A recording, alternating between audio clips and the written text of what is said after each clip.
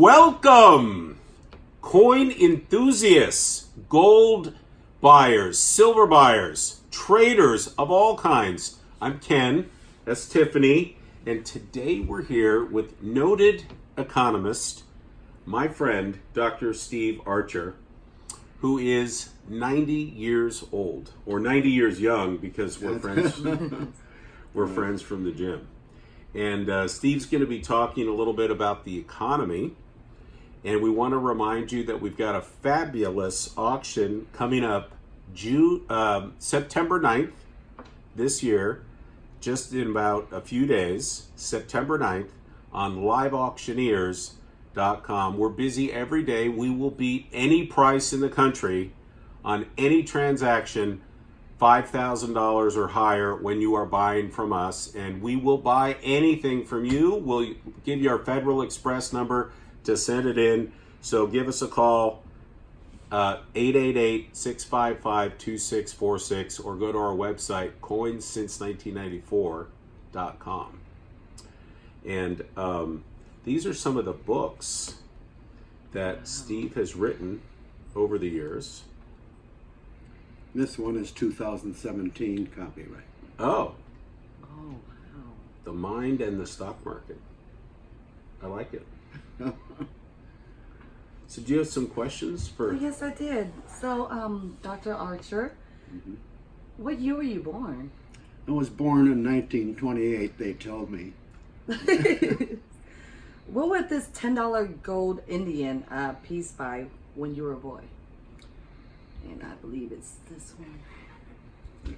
What was it? Well, gold was still used as a medium of exchange, or you could use gold to buy and sell things. So it had pretty fair value. In 1932, it probably would buy $10 worth of goods in 1932. Not much more. So over time, of course. And what would $10 get you in 1932? Oh, $10 would probably get you about 3 or 4 bottles of bourbon. Wow. Good thing we weren't around then, huh? And another question, what would be a great investment strategy for the parents for a 5-year-old child who wants to afford a good college? A good investment, there would be quite a number of them. Certainly coins would be one of them. Antique valuables such as furniture, old cars or classic cars, and those kinds of things would appreciate with value and time as long as they're in good shape. So there'd be many opportunities to profit. What was your first car? My first car was a 1950 Studebaker, which they don't make anymore. Wow. But it had a club coupe and a small back seat. It was fun. Cool. Yep. That's awesome. So, what is your forecast for silver over the next 10 years? Forecast for silver. Well, silver and gold probably move pretty well together. And if gold is going to be $5,000 an ounce, then we probably would say silver's at least $100 an ounce. $100 an ounce silver. Right. That's your forecast. Right. Wow. That's a lot higher than $18 and change today. Much higher. Yeah. That's cool. Mm-hmm. How strong is the dollar in international affairs? The dollar is suffering international affairs, but you wouldn't think so by looking at the price of the dollar. Price of the dollar is high because many people around the world find the dollar the only safe investment at the current time. The Chinese, of course, trying to make the yuan the most important currency in the world, but today dollars are used as reserves for many countries' currency, so it's the most important currency in the world right now. And you can imagine people around the world looking for safe investments when Europe is in a state of poor affairs and so on. They would like to hold the dollar because it yields something. In Germany, the government bonds have negative interest rates, and so that wouldn't pay very well to hold those. And so the dollars are very important. I think that the dollar, however, is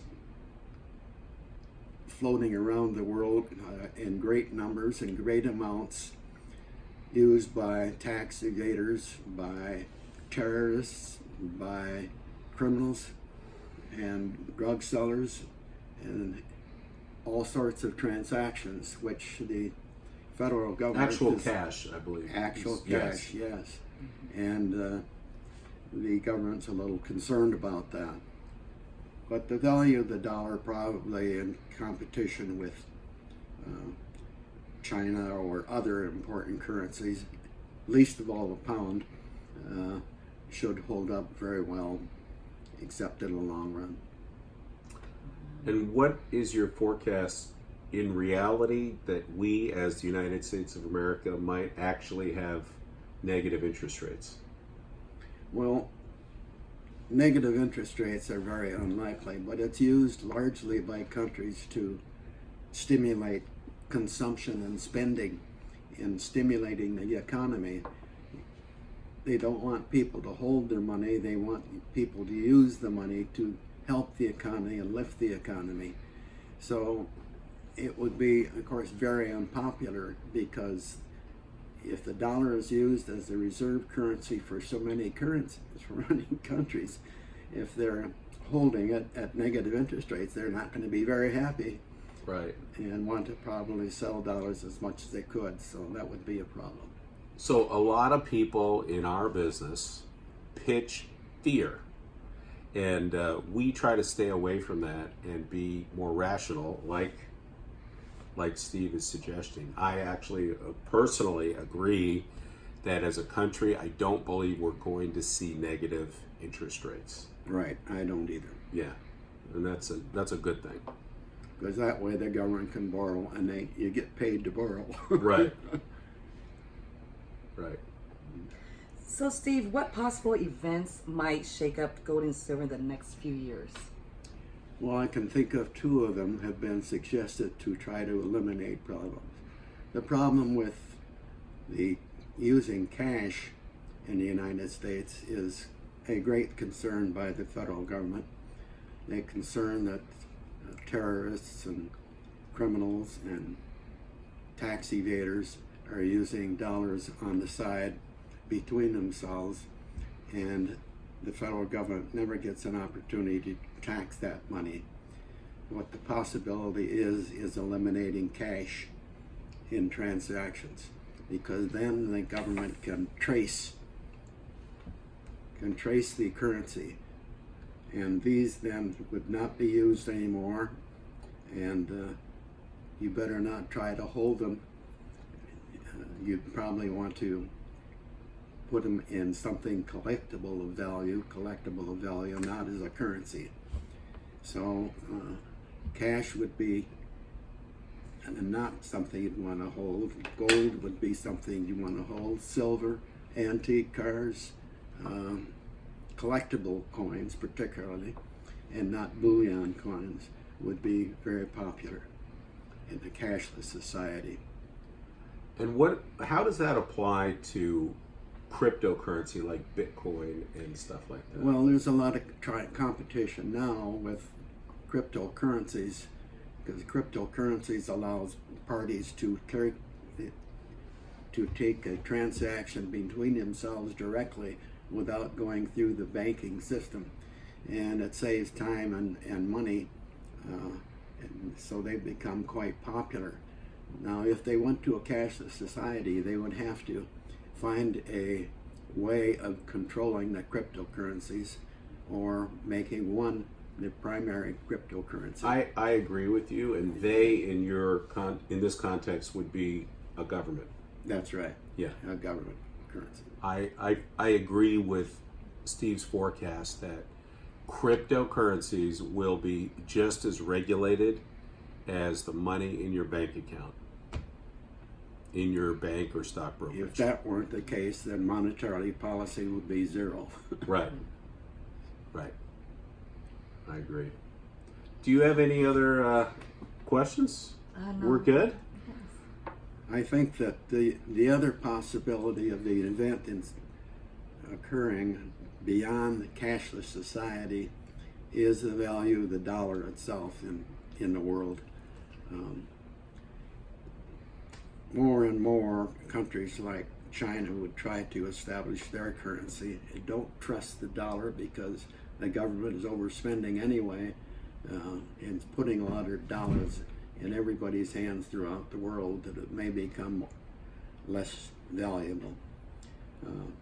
One suggestion has been to fix the dollar at $10,000 an ounce, in which the dollar all of a sudden would become valuable again, and the dollar could be cashed into gold or bought from at $10,000 an ounce. So the so-called gold standard. Gold standard, exactly.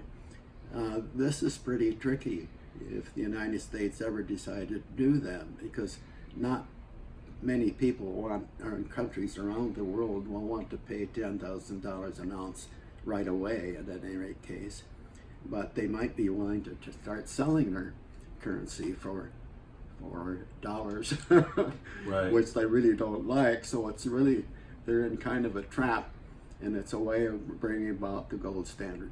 This would be a monumental event, and therefore gold would all of a sudden pop from this way to $10,000 an ounce Like overnight. overnight. Cool. Exactly. Yes. Well, we have lots of gold coming up in our sale September 9th. We are here every day. I answer the phone all the time, doing deals. We promise to beat anybody's price on any transaction in silver bullion, gold bullion, platinum bullion, any rare coins that happen to be made of copper, silver, gold, $5,000 or more. Toll free 888-655-COIN gets me in this office or on the cell phone when I'm not here.